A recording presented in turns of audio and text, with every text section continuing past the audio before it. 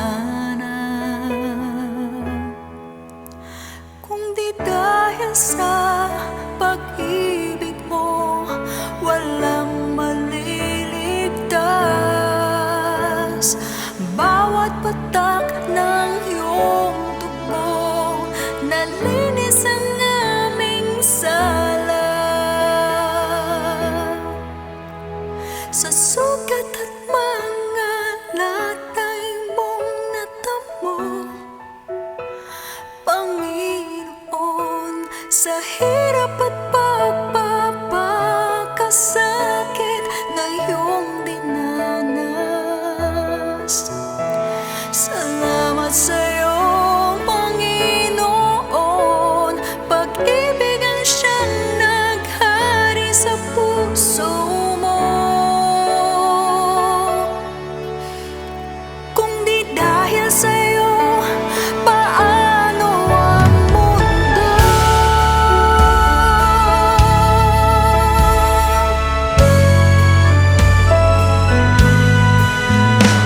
Kapangyarihan mo'y walang katulad, Panginoon. Paglingap mo'y walang hanggan sa amin. Ang buhay ay inalay mo upang kami ay matubos. Dugo mo ay nabuhos dahil sa aming kasalanan. Kung di dahil sa pag-ibig mo, walang maliligtas. Bawat patak ng iyong dugo, nalinis ang aming sala. Sa sugat at mga latay mong natamo, Panginoon, sa hirap at pagpapakasakit na iyong dinanas. Salamat sa'yo, Panginoon. Pag-ibig ang siyang naghari sa puso mo. Kung di dahil sa'yo, paano ang mundo?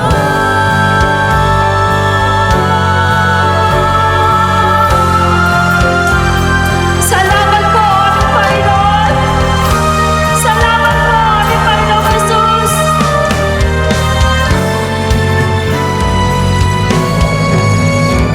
Sa sugat at mga latay mong natamo, Panginoon, sa hirap at pagpapakasakit na iyong dinanas. Salamat sa'yo, Panginoon. Pag-ibig ang siyang naghari sa puso mo. Kung di dahil sa'yo, paano ang mundo? Sa sagat at mga latay mong natamo, Panginoon, sa hirap at pagpapakasakit na iyong dinanas. Salamat sa'yo, Panginoon. Pag-ibig ang siyang naghari sa puso mo. Kung di dahil sa'yo, kung di dahil sa'yo, kung di dahil sa'yo, paano ang mundo?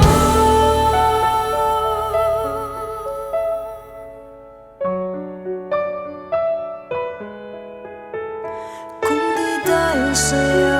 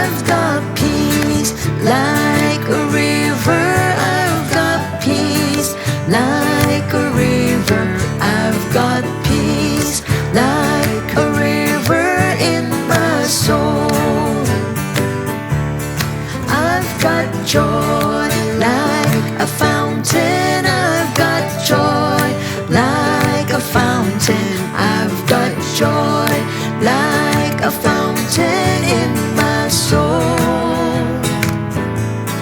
I've got joy like a fountain. I've got joy like a fountain. I've got joy like a fountain in my soul. I've got love like an ocean. I've got love like an ocean. I've got love like an ocean in my soul. I've got love like an ocean. I've got love like an ocean. I've got love like an ocean in my soul. Jesus in my heart. I've got Jesus in my heart. I've got Jesus in my heart. I've got Jesus in my heart every day. 'Cause I've got Jesus in my heart. I've got Jesus in my heart. I've got Jesus in my heart every day.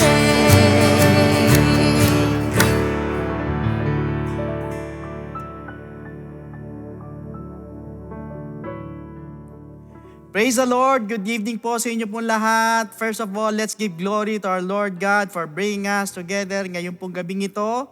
At maraming salamat din po sa ating pong beloved Bishop Louie and Pastor Norma for their love and guidance, making sure we are all able to hear God's message. Pero bago po tayo magsimula, like we usually do, tayo po muna humingi ng gabay sa ating pong Panginoon. Yuko po natin ang ating pong mangulo, tayo po'y manalangin. Heavenly Father, we thank you so much for bringing us together ngayong gabing ito to hear and learn from your word. Lord, samahan niyo po kami, gabayan niyo po kami, ang bawat isa po sa amin, habang kami po'y nakikinig at habang tinatalakay po namin ang mensahe ngayong gabi. Buksan niyo po ang aming puso, ang aming isip, at tulungan mo po na kami po'y makaunawa at maisabuhay ang iyong pong kalooban. Ingatan nyo rin po yung mga kasama po namin, yung mga kapatiran na galing sa trabaho at malalayong lugar. Hayaan nyo po na sila makauwi na maayos at umabot po sa aming pong pag-aaral. Muli sa iyo po lahat ng kadakilan at kapurihan. In Jesus' name, Amen. So brothers and sisters, last week we talked about the first part of the story of the woman with the issue of blood, where we learned many important lessons. Yung pong uncleanness symbolized the broken condition of all humanity. Kasama din po yung God's purity laws were protective. Tandaan po natin, not punitive. Gayun din po, nalaman din po natin that many of these laws created awareness of need, not blame. And importantly, si Jesus Christ po came to show that impurity does not defile Him, but He cleanses it. Pero ngayong gabi, as we continue with our topic, the same topic regarding this woman.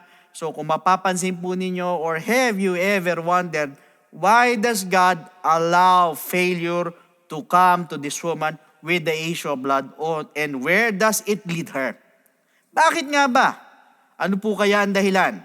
So pag-aralan po natin. So brothers and sisters, I just want you to know that unang-una, God allows human strength, wisdom, and righteousness to fail so that people will seek Him, not themselves. Yan po ang unang dahilan. Para hanapin po natin siya at hindi po ang ating pong mga sarili at umasa po sa ating pong sariling kakayanan. Sa paano pong paraan? Let's check on the supporting verses. Ang sabi po sa Romans chapter 3 verses 19 to 20, now we know that whatever the law says, it says to those who are under the law, that every mouth may be stopped, and all the world may become guilty before God. Now sa verse 20, ang sabi dito, therefore by the deeds of the law, no flesh will be justified in His sight, for by the law is the knowledge of sin. Ibig sabihin, God makes the law expose human inability. Meaning, He allows human righteousness to collapse. Pinahihintulot niya po yan at wala po tayong magagawa kapag pahihintulot niya, then pahihintulot po niya. No matter how we do not want it to happen, ito po ay mangyayari. And also, God wants every human to reach the point where they say, or sasabihin po ng tao, I cannot fix myself. Lord, hindi ko kayang ayusin ang sarili ko. Ano po ibig sabihin? This is exactly the woman's journey. Ang sabi sa Mark 5:26, she spent all, she grew worse, lumala siya na lumala. So, exhausted every resource. Imagine, umabot po siya sa point na nagkahirap-hirap siya, nagkaubos-ubos po siya. At matindi, no solution remained. Ano po ibig sabihin? This meant that her failure was God's mercy pushing her toward dependence on Jesus Christ. Yan po pala ang dahilan kung bakit marami po sa atin ang failures o maraming failures sa buhay. So through this ay itinutulak po pala tayo ng habag po ng Diyos para umasa po sa Kanya, hindi po sa ating pong sarili. Now moreover, another supporting verse po sa Romans chapter 8 verse 20, ang sabi rito, for the creation was subjected to futility, not willingly, but because of Him who subjected it in hope. Ang sinasabi po ng verse na ang creation daw po ay dumaan po sa kahirapan at limitasyon. Hindi dahil ginusto po nito, kundi dahil pinahintulutan po ito ng Diyos at may kasama po itong pag-asa. So, ibig sabihin, God subjected the world to futility or to failure on purpose, in which this is exactly our point. God willed the futility. God allowed the failure. God purposed the frustration. Why? Ang sabi po ni Apostle Paul, in hope. Kaya lang ang tanong, hope in what? Ibig sabihin, hope in God. Not in human ability. Hindi po sa kakayanan po ng tao, kung hindi po ang pag-asa po ay nasa Diyos.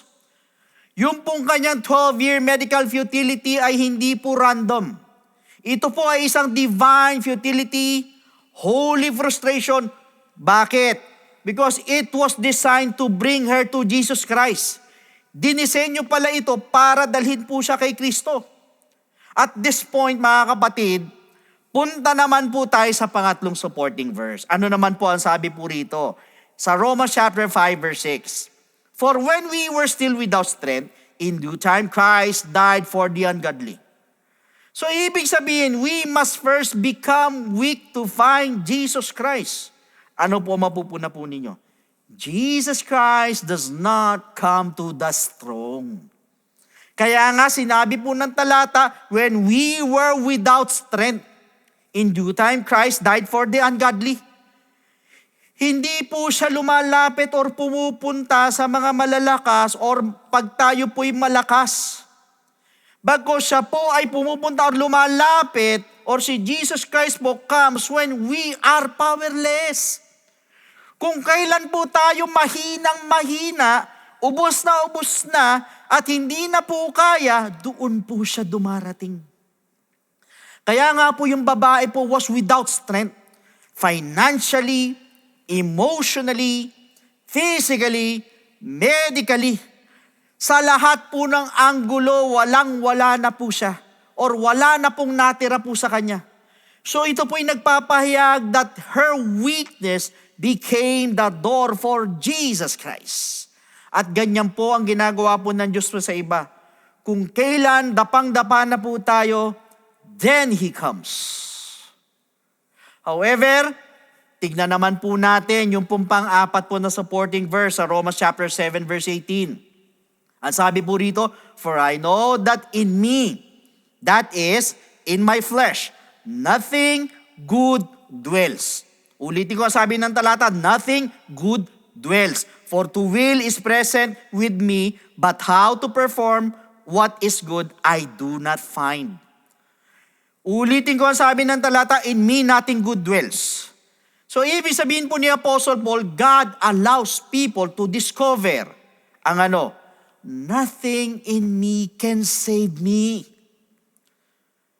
Kaya po na-discover po ng babae that none of these doctors can save me. Wala sa mga doktor na ito ang kayang magligtas sa akin. Nothing in money can save me. Hindi ako kayang iligtas ng pera ko. Higit sa lahat, nothing in myself can save me. Hindi ko kayang iligtas ang sarili ko. So sa makatuwid, God willed this discovery. Kalooban po pala ng Diyos ang pagkakadiscovery po niya. Now apparently, punta naman po tayo sa panglimang supporting verse po natin as found in Romans chapter 11 verse 32. For God has committed them all to disobedience, that He might have mercy on all. Meaning, God shuts all in disobedience. Inability so He can show mercy. Talaga pong isasara po lahat ng Diyos yan pag tayo po'y hindi marunong sumunod. In which ito po ay nagpapakita ng the most powerful verse para sa ating pong theology. Uulitin ko, sabi po ng talata, for God has committed them all to disobedience. Why? So that He may have mercy upon all. Meaning, God allows human inability so that divine mercy becomes undeniable. Sa paano pong paraan? He shuts people sa pamamagitan po ng inability, ng mga weaknesses, ng failures, kasama po yan. Yung pong futility, yung mga dead ends. Gayun din po yung mga exhausted resources.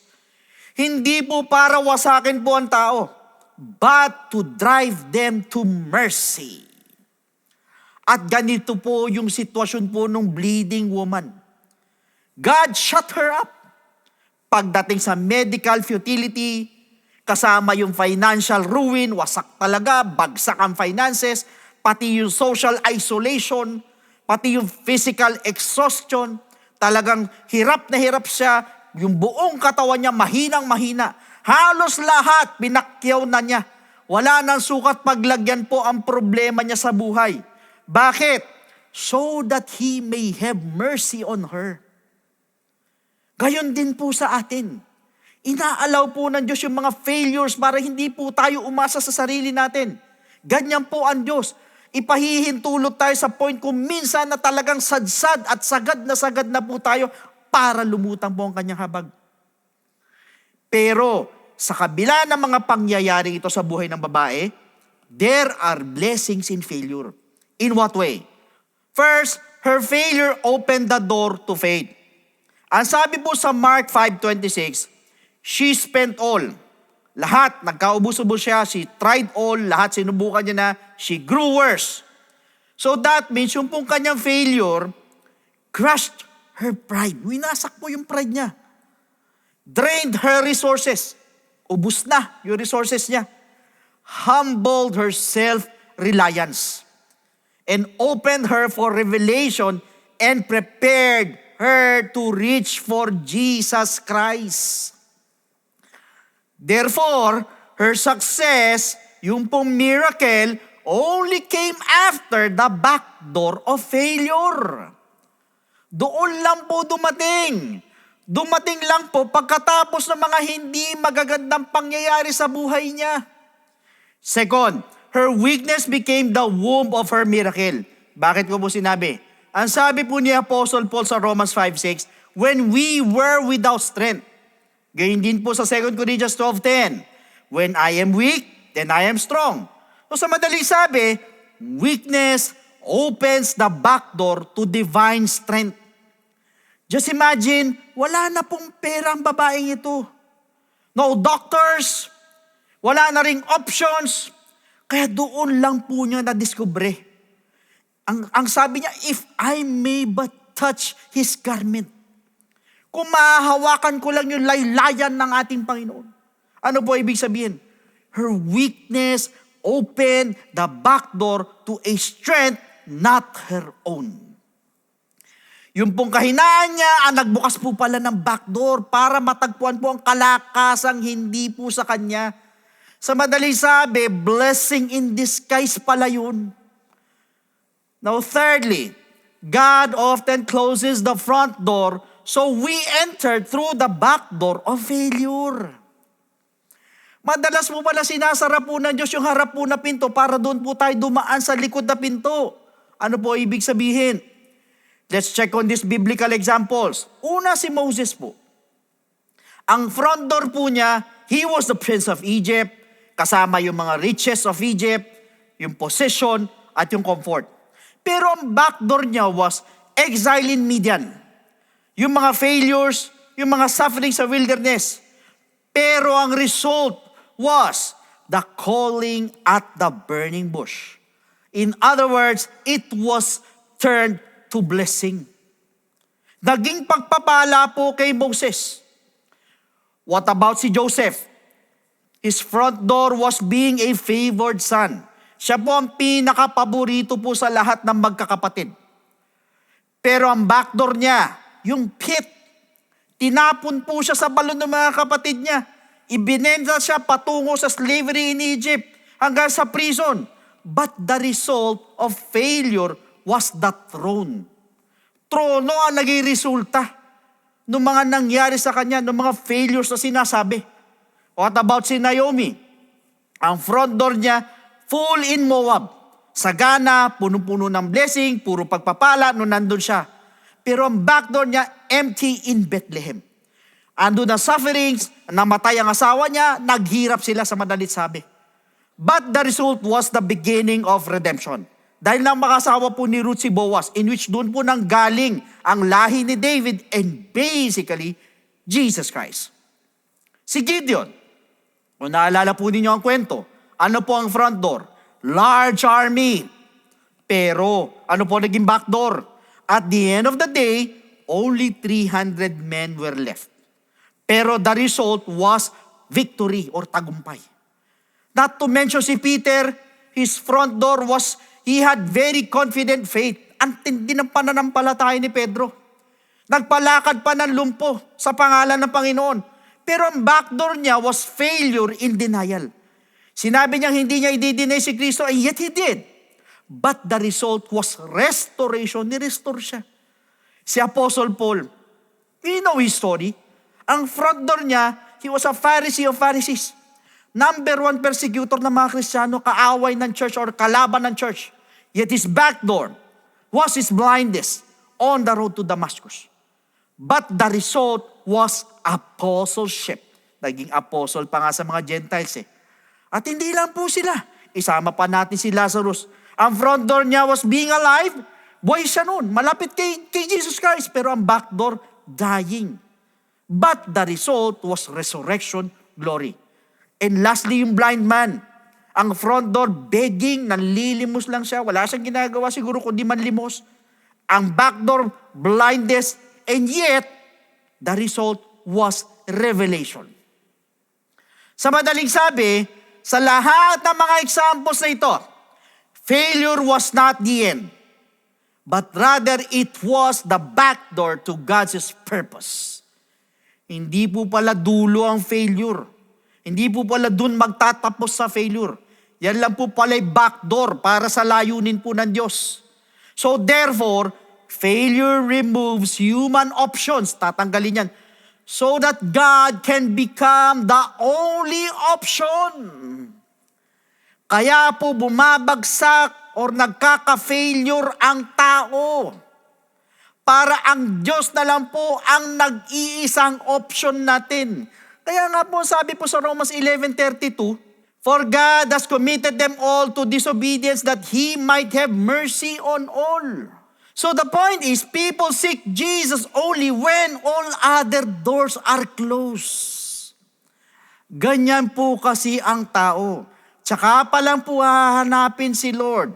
Uunahin muna ang worldly solutions, yung sariling pamamaraan, bago ang pamamaraan po ng Diyos. Samantalang pwede namang unahin ang pamamaraan po ng Diyos. In the same way, yung pong failure po ng babae with the issue of blood brought her to what? To the right place, at the right time, with the right heart, reaching in the right direction, touching the right person, and most of all, receiving the right miracle. That means, her failure was not a setback. Hindi po. Bagkus, it was a setup for revelation. In other words, true success is found when failure pushes us to Jesus. Nang sinasabi po ng mundo, work harder, magtrabaho ka maigi, sige lang, paghusayan mo, try again, do not surrender, wag kang susuko.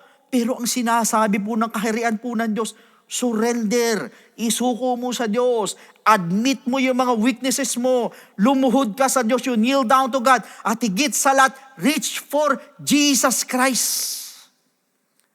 Ibig sabihin ng failure po becomes the teacher, humility becomes the path, and faith becomes the door. And most of all, Jesus becomes the success.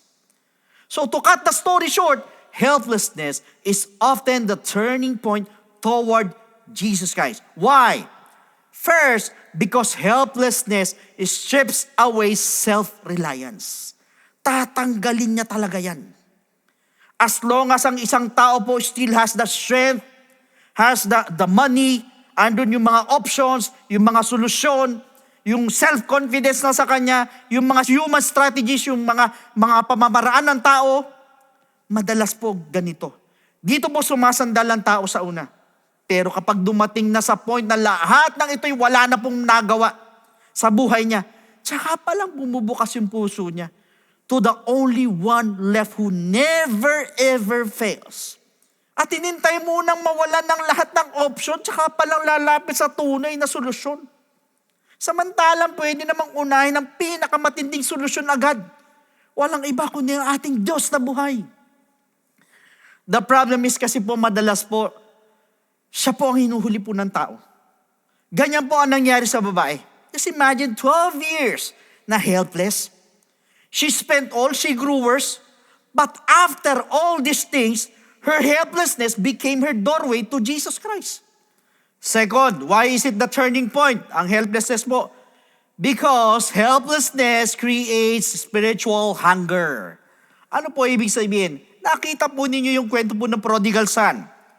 Mga kapatid, hindi po siya bumalik sa tatay niya nung marami siyang pera. Bumalik po siya when he was starving. Nung wala na yung mga kaibigan niya or wala siyang kaibigan.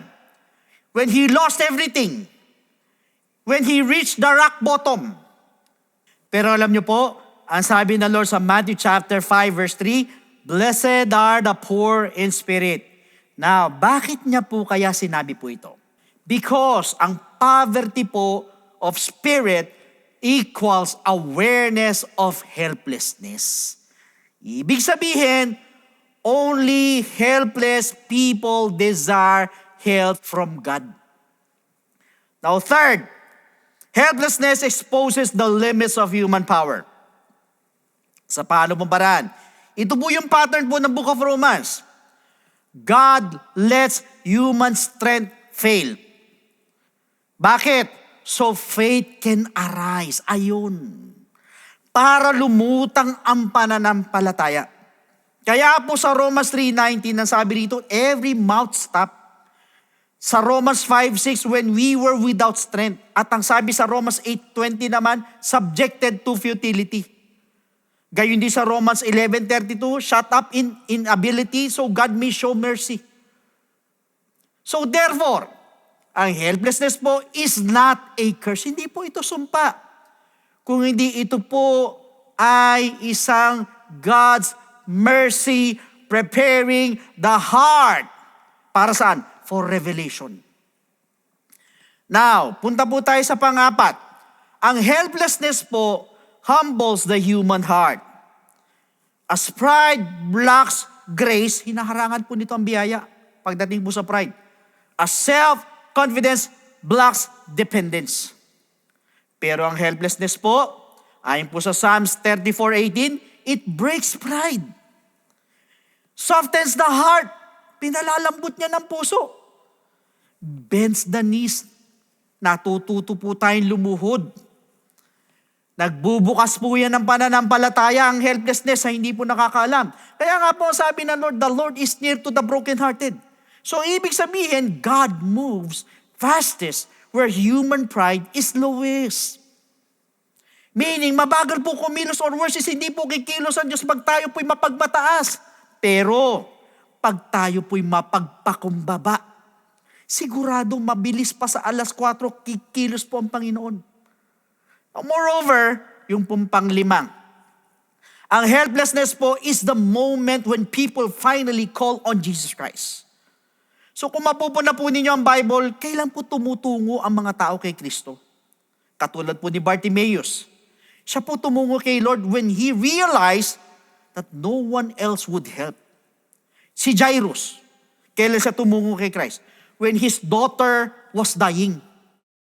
What about ito pong topic natin? The woman with the issue of blood. When all money was gone. Yung thief at the cross. When death was near. Malapit na mamatay. Hindi lang sila. What about yung kaibigan ng paralitiko? When they could not enter the house. Ang daming tao eh. Yung mga lepers. When isolation broke them, hiniwalay po sila. Hindi sila pwedeng ihalo kasi makakahawa yan eh. And lastly, the prodigal son. When famine humbled him.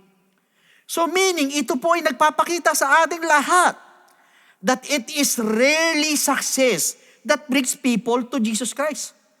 So please do not get me wrong, hindi ko po sinasabi na hindi po tayo kayang dalhin ng success kay Kristo. Pero ang sinasabi po sa atin ay madalang, kaya nga po rarely ang success. Mas madalas po kasi kaysa sa hindi ay inilalayo pa nga niya ng tao sa Diyos. At ilan na po ang nalayo sa Panginoon because of success. Na dating napakalapit po sa Diyos. Pero nung pinagpala, nung naging successful, nasa na po sila? Think about it. So sa madalit sabi, it is still through helplessness as we call upon the name of Jesus. Now, sa pagkakataon po ito, punta po tayo sa pang-anim. Mga kapatid, ang helplessness mo, I just want you to know, is God's invitation to experience His sufficiency.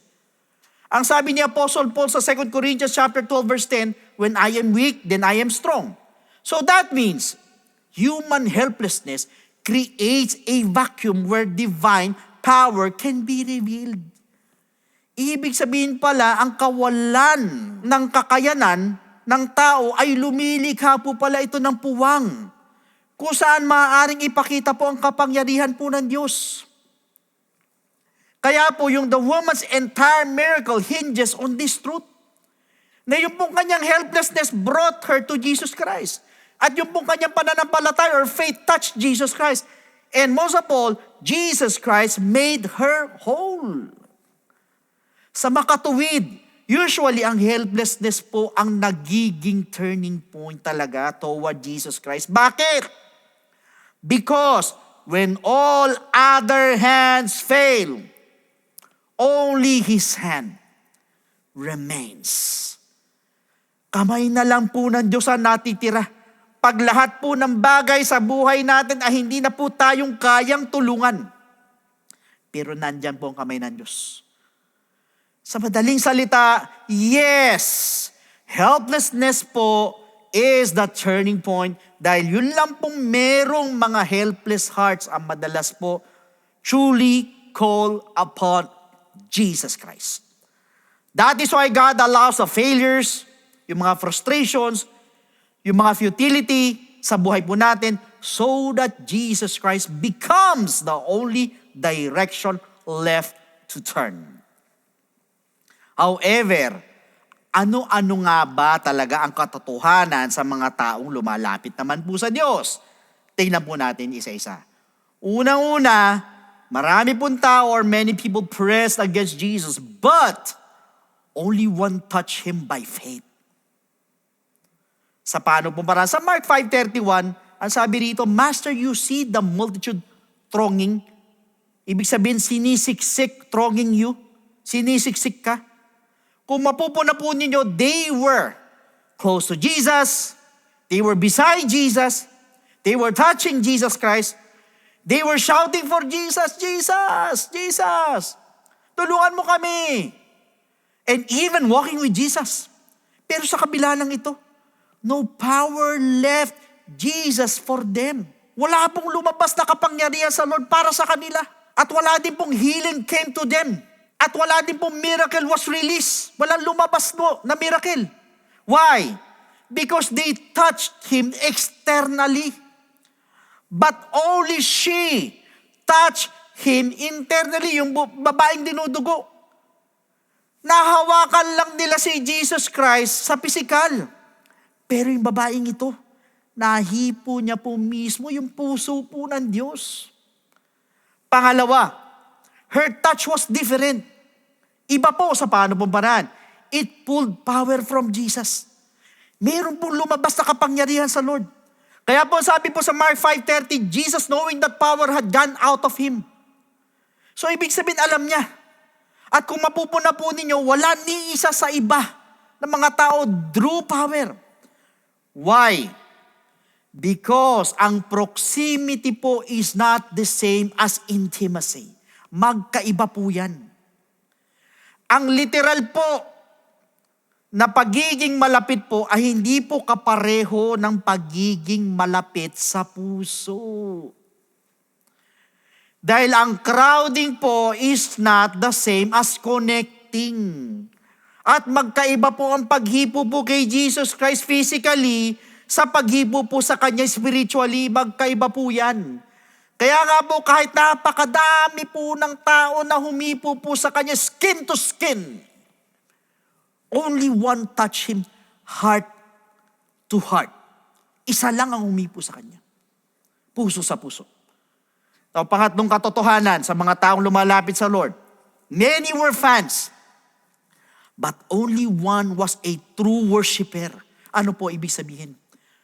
Yung pong dami ng tao pressed him out of excitement. Na-excite sila, si Jesus Christ yan. Naririnig nila, nagpapagaling, nagmimilagro. Yung mga tao, out of curiosity, kaya nandun ang iba siguro. Culture, andun yung noise, andun ang emosyon. Ngunit yung pong babaeng dinudugot touched him out of desperation. She touched him out of faith. She touched him out of revelation. She touched him out of humility. And most of all, she touched him out of surrender. This is why some are worshiping and praising God, but we cannot see Jesus in them. Bakit? Kasi po, ang iba po mga Kristyano, or marami po mga Kristyano, sumisigaw pa ng hallelujah yan. Praise the Lord pa talaga yan. Umaattend ng church regularly, Sunday service regularly, lahat siguro dinadaluhan, antindi ng umawit, ang lakas ng boses pag umaawit sa Lord. Grabe kung umiyak talaga pagdating sa worship. Kaya lang, wala pong nagpa-flow ng power. Bakit? Because emotion is not transformation. Noise is not faith. At ang proximity po is not intimacy.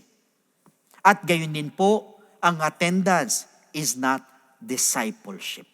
Hindi po ibig sabihin dumadalo po tayo ay nagiging disciple na po tayo ng ating Panginoon. Meaning to say, yung pong paghipo po kay Jesus Christ sa pamamagitan po ng ating pong mga kamay is nothing without touching Him with faith. Now, pang-apat na katotohanan, the crowd followed Jesus outwardly, but the woman followed Jesus inwardly. Ano po ibig sabihin? Yung pong crowd, yung pong mga tao touched Jesus accidentally. Pero yung pong babae touched Jesus intentionally. Sa kanila, aksidente lang paghipo kay Kristo. Pero yung babae, sinadya niya. The crowd touched Him casually.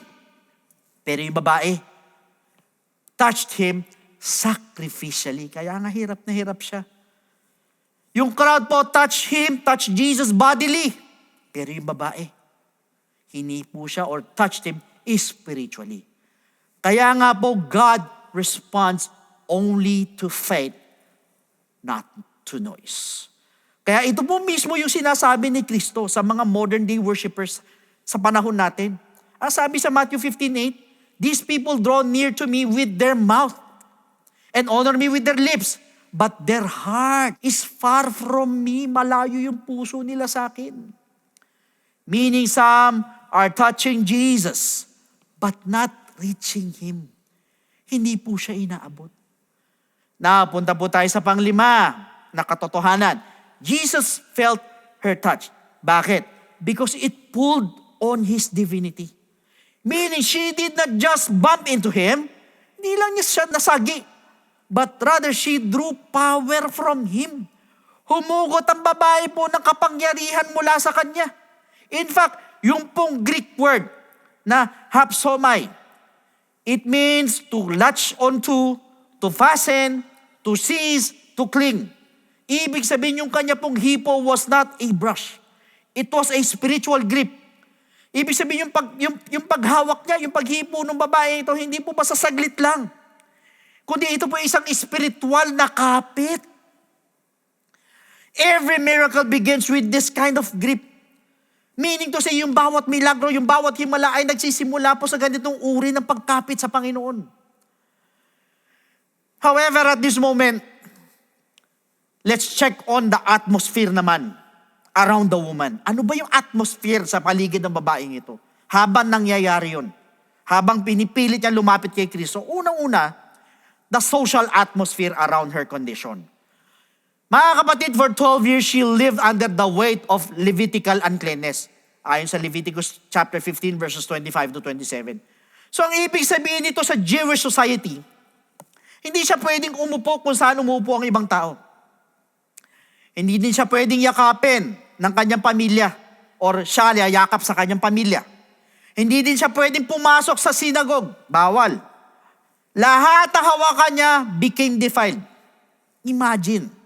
Siya po'y naglalakad sa town perhaps, at kusang nilalayuan po siya ng mga tao. Siguro yung mga nanay po na nasa paligid, gathering their children, at pati yung mga kapitbahay, nagbubulungan sila. Huwag kayong lalapit dyan sa babae yan, marumi ang babae yan, layuan nyo siya. Yung pong kanya pong sakit was not only physical, ibig sabihin. It was social exile. Ibig sabihin, parang na rin po pala siyang pinatay sa society kasi nilalayuan siya ng mga tao. Pangalawa, the medical environment of the first century. Brothers and sisters, I just want you to know na yung po mga physicians, yung mga doktor nung araw, na kinonsulta po niya, were not modern doctors. Na meron po mga sterilized rooms, yung mga sterilized tools na panggamot, yung mga modern scientific methods or procedures. Madalas po, ang kasama lang po sa ancient medicine was yung mga mamahalan or yung expensive herbal remedies. Kasama din po dito yung mga painful, yung masasakit na cauterization. Yung parang sinusunog, kinocauterize. Yung mga ritual formulas, mga ritual. Traditional poultices. Yung mga superstitious practices, kasama. At yung po mga experimental treatments, imagine, eksperimento. So ibig sabihin, hindi pa sigurado experiment lang, hindi ka sure, walang assurance kung gagaling ka. At marami po sa mga gamot po nito cause more suffering than relief. Kaya po yung phrase po na ginamit po ni Mark, na ang sinasabi niya suffered many things, ay literal po, na isa pong description of invasive, humiliating, and sometimes dangerous procedures. So ibig sabihin yung pong paglalarawan po ng mga pamamaraan nakaka-invade, nakakahiya, at kung minsan napakadelikado. At yung pong bawat pagsubok, drained her life savings. Tinuyo, inuubos yung life savings niya. Third atmosphere, yung pong economic atmosphere. Ang sabi po ni Luke, she had spent all her living. That means to say, her money was gone, yung kanyang security was gone, pati yung kanyang mga options wala na rin po. Inalisan na rin po siya ng dignidad. At wala na rin pong pag-asa ang kinabukasan niya. So yung pong bawat punta po niya at pagpapatingin niya po sa bagong doktor, sa bagong physician, brought a flicker of hope. Siguro nasa isip ng babae, maybe this one can help me. Baka itong doktor na to matulungan ako. Baka ito na yung sagot sa problema ko. But worse is, pare-parehas po ang resulta ng bawat pagkakataon. Ano po resulta? She grew worse. Kung ano yung nagsimula ng isang medical problem lang naging isang financial collapse. Bumagsak yung finances niya. At ang matindi ay naging isang life crisis. Pang-apat na atmosphere, the emotional and spiritual atmosphere. Imagine the weight of 12 years. 12 years of isolation, nakahiwalay. 12 years of feeling like a burden. Pakiramdam mo, pabigat ka. 12 taon. 12 years of religious disqualification. Hindi ka pwede pumasok sa synagogue. 12 taon. 12 years of hearing. There's nothing more we can do. Wala na kami magagawa sa sakit mo. Wala nang pag-asa yung sakit mo. 12 taon naririnig ng babae. 12 years of waking up each morning still bleeding. Imagine, matutulog ka ngayon, bukas gigising ka, paggising mo, nagdurugo ka pa rin. Kinabukasan, pagdating ng gabi, matutulog ka na naman, gigising ka na naman kinabukasan. Paggising mo, nagdudugo ka pa rin. Naging tahimik po yung kanya pong tahanan. Madilim, puno ng tunog ng kanya sariling kabiguan.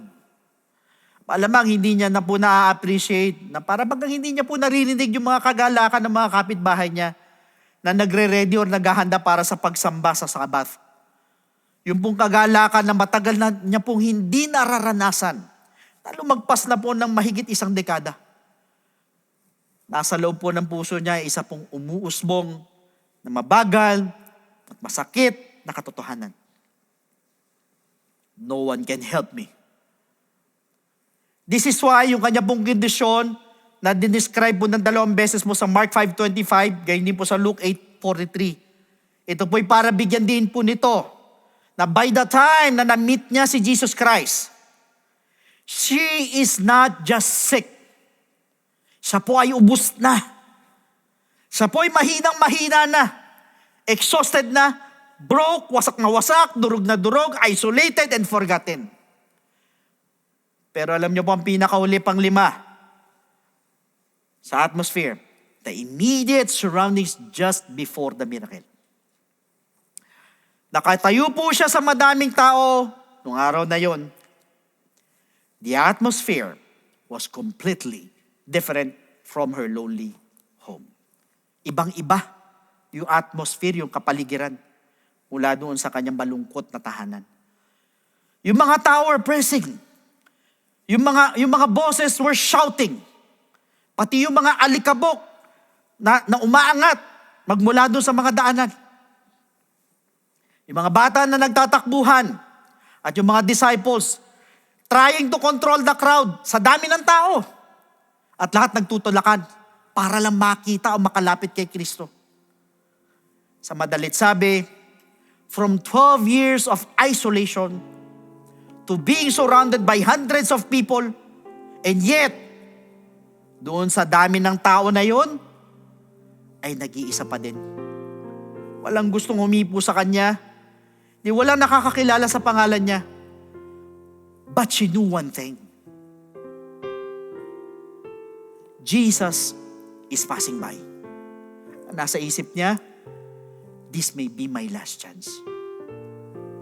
In other words, lahat po ng pangyayari hindi maganda sa kanyang buhay, all the sufferings that she felt, the shame that she felt, the loss that she experienced, lahat ng ito po ay nag-lead pa din po sa kanya patungo kay Jesus Christ. At dito po nagtatapos ang part 2 po ng ating pong topic regarding this woman with the issue of blood, hoping we have learned a lot from her. Kaya po sa pagkakataon pong ito, tayo po'y magpasalamat po sa ating Panginoon. Yuko po natin ang ating pong maulo. Tayo po'y manalangin.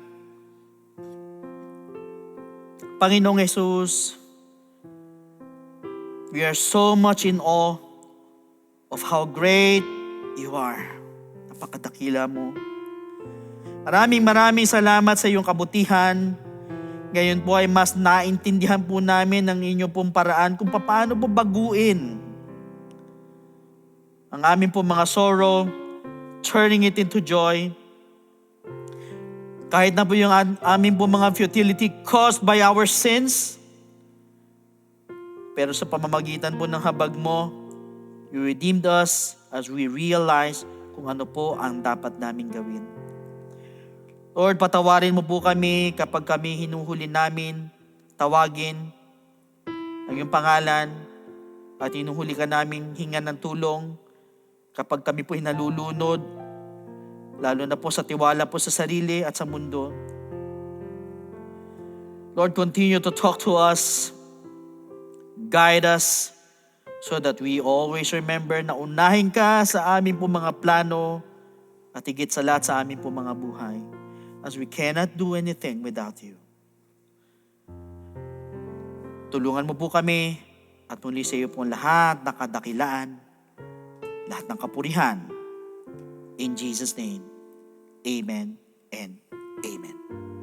Glory to God! What an inspiring message po from the Lord na ngayon po pinaalala po sa atin that when all other hands fail, only His hand remains. Lagi po natin tatandaan yan. Nandyan po ang Diyos. Kaya nga po sa lahat po ng ating mga first time viewers, ngayon po na-witness po natin yung pong journey ng babaeng ito na dinurugo. Para po sa inyo po, for some of you, you may be asking God, why does it seem like I'm in the dark? Bakit ba puro dilim na lang yung buhay ko? But tonight, it shows us otherwise. Na ikaw pala'y nasa backdoor lang. About to enter into victory. About to enter sa mga answered prayers. And about to enter sa mga blessing po ng ating Panginoon. Blessings, God is mercifully planning for you. At ang susi po to that door, to God's redemption, is to accept Jesus Christ as your Savior and believe in His gospel for you to be saved. Pag sinabi po natin salvation, so please listen to me sa lahat ng mga first-time viewers, sa lahat ng mga kaibigan po namin na nanonood. Ang sabi po sa Ephesians chapter 2 verse 8, for by grace you have been saved through faith. Malinaw po na sinabi ng talata, we are saved by grace through faith. Kaya lang po the question is, saan po tayo mananampalataya at maniniwala? Yan po ang tanong. It is found in 1 Corinthians chapter 15 verse 1 to 4. Moreover, brethren, I declare to you the gospel which I preached to you, which also you receive and in which you stand, by which also you are saved, if you hold fast that word which I preached to you, unless you believed in vain. For I delivered to you first of all that which I also received, that Christ died for our sins according to the Scriptures, and that He was buried, and that He rose again the third day according to the Scriptures. Sa madalit sabi, we need to believe in the gospel of Jesus Christ. Yung pong death of Christ, yung burial of Jesus Christ, at yung pong resurrection of Jesus Christ na kailangan po nating sampalatayanan at paniwalaan.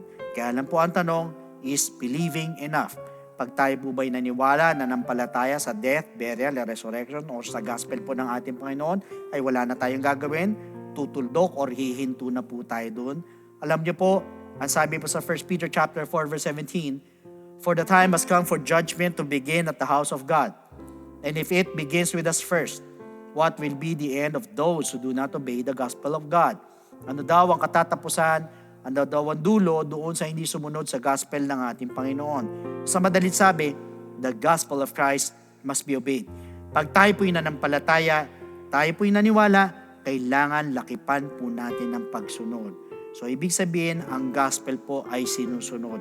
So, importante, pag tayo nanampalataya, naniwala, ang kasunod niyan ay sundin po natin. Kaya lang, ang tanong, how will you obey? It is found in the book of Acts chapter 2 verse 38. Ang sabi rito, then Peter said to them, repent, and let every one of you be baptized in the name of Jesus Christ for the remission of sins, and you shall receive the gift of the Holy Spirit. Now, first is repentance. Tayo po'y magsisisi po ng ating po mga kasalanan. We're going to ask for forgiveness. We're going to confess our sins. At naniniwala po ako, kahit pakiramdam mo, ikaw na yung pinakamasamang tao sa balat ng lupa, o sabihin na natin, pinakamaruming tao sa balat ng lupa. But, for as long as ano po yung genuine repentance sa ating po mga puso, dahil yan po ang tinitignan ng ating Panginoon. Hindi po yung nakaraan natin, Hindi po yung kung sino tayo, kundi po yung taos-puso ng ating pong pagsisisi. Believe me, my friend, the Lord is willing and able to forgive your sins. Diyan din po papasok yung po death to sin. So that's the first step. We need to repent. Second, we need to be baptized in the name of Jesus Christ. Tayo naman po ibabautismo sa tubig. Ilulubog po tayo sa tubig in the name of Jesus Christ po yan. Ang sabi po sa Romans chapter 6 verse 4, therefore we were buried with Him through baptism into death. That just as Christ was raised from the dead by the glory of the Father, even so we also should walk in newness of life. Sa madalit sabi, we need to be baptized in the name of Jesus Christ. Why? Because that water is the type of the blood of the Lamb that takes away the sins of the world. Hindi po ito pag-aalis ng dumi ng katawan, kundi ito po ay pag-aalis po ng ating po mga kasalanan. So take note, kung una siya ay namatay, tayo naman po ay magsisisi. So pinapatay po natin ating po mga kasalanan through repentance. Second, siya naman po inilibing. Tayo naman po ililibing naman po ng ating mga kasalanan sa pamamagitan po ng water baptism. And thirdly, siya po nabuhay na magmuli. Tayo naman po, we're going to receive the gift of the Holy Spirit. Diyan naman po, papasok ang ating transformation, ang ating pong regeneration. Sa madalit sabi, tayo mababago na po. Nabanggit yan sa Romans 8:11. Kaya po sa Titus chapter 3, verse 5. In fact, once we receive the gift of the Holy Spirit, we're also receiving power. Power saan? Sa lahat mo ng mga first-time viewers, aminin nyo man hindi, lahat tayo may kahinaan. Kung minsan pinipilit po natin magbago, perhaps yung mga bisyo or yung mga bad attitudes po natin, isang buwan, 2 buwan, sa mga susunod na panahon, kung mapupuna po ninyo, bumabalik tayo sa dati. Tapos pipilitin mo na naman magbago, tapos babalik ka na naman sa dati. Pabalik-balik. Ayaw po magbago ng lubusan. Bakit? Sarili lang po natin. But you know what, my friend? Pag natanggap mo ang kaloob ng Espiritu Santo, yan po yung tinatawag po na power. Power saan? Power to overcome all our weaknesses. At yan din po magpapaalala po sa atin para makasunod po sa kalooban po ng ating Panginoon. So take note, ito pong tatlong bagay na ito ay kailangan maganap po sa ating po mga buhay. First, we need to repent. Second, we need to be baptized in the name of Jesus Christ. And thirdly, we need to receive the gift of the Holy Spirit. And that is what we call the good news. And that is the gospel of Jesus Christ. So at this moment, sa lahat po ng first-time viewers, pwede po itaas po natin ating po mga kamay. Sa lahat po ng gusto tumanggap sa ating Panginoon, yuko natin ating po mga ulo. And please repeat after me with this prayer na habang binabanggit ang panalangin ito, ay patuloy po tayo magsisi, humingi ng tawad sa Panginoon.